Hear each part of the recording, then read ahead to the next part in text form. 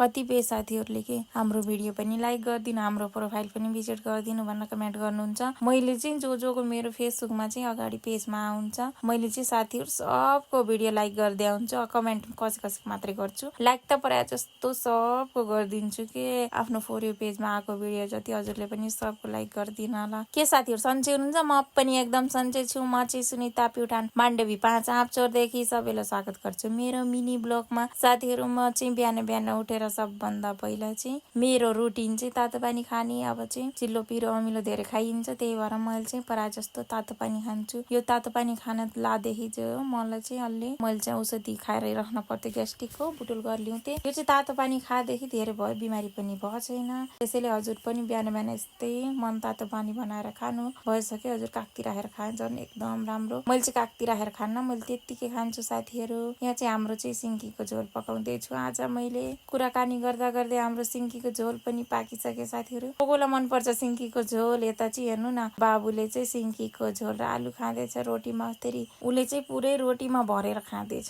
के सिन्की र आलुको झोल। उसलाई चाहिँ अमिलो भएपछि एकदम मनपर्छ। त्यसपछि साथीहरू मैले चाहिँ उसलाई रोटी सबभन्दा पहिला बनाएपछि फर्स्ट चाहिँ उसलाई दिनै पर्छ खानाको लागि। त्यसपछि यता चाहिँ बाबुले नि भात खाँदैछ।